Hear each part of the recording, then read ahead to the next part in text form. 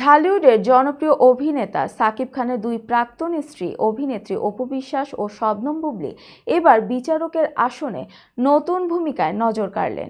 সন্তানের লালন পালনে ব্যস্ত জীবনেও নিজেদের কর্মজীবন পরিচালনা করে গ্ল্যামার দুনিয়ায় দৃষ্টান্ত স্থাপন করেছেন তারা। বিস্তারিত জুনায়েদ আহমেদ সৈকতের ডেস্ক রিপোর্টে।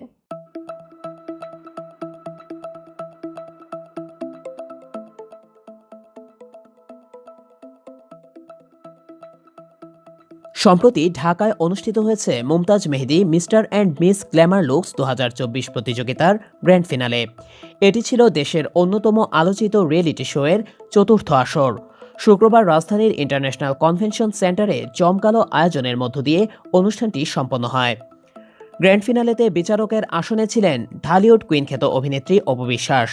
তার সঙ্গে আরও বিচারক হিসেবে ছিলেন চিত্রনায়ক জয় চৌধুরী, মডেল ও কোরিওগ্রাফার মারিয়া কিসপোট্রা, নাট্য নির্মাতা নাজনীন খান, মিডিয়া ব্যক্তিত্ব ও এটিএন বাংলার senior vice president KM Mahmud Hasan, model Nusrat এবং নাট্যকার রাজীব মণি দাস।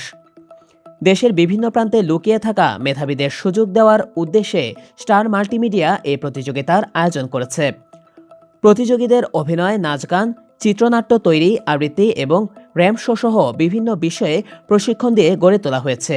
সেরা প্রতিযোগীরা তাদের প্রতিভার প্রমাণ দিয়ে বিজয়ের মুকুট ছিনিয়ে নিয়েছেন।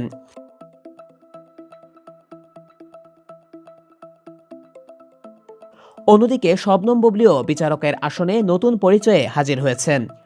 তিনি মমতাজ সিক্রেট বিউটি এক্সপার্ট শোয়ের গ্র্যান্ড ফিনালেতে বিশেষ বিচারকের দায়িত্ব পালন করেছেন।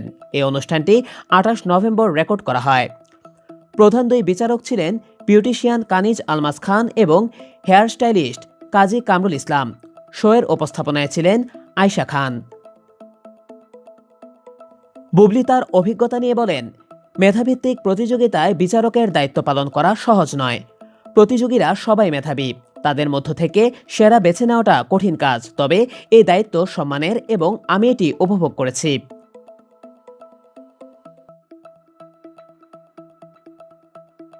অপু বিশ্বাস ও শবনম বুবলীর ব্যক্তিগত জীবন ঢালিউডের আলোচনার কেন্দ্রে থেকেছে।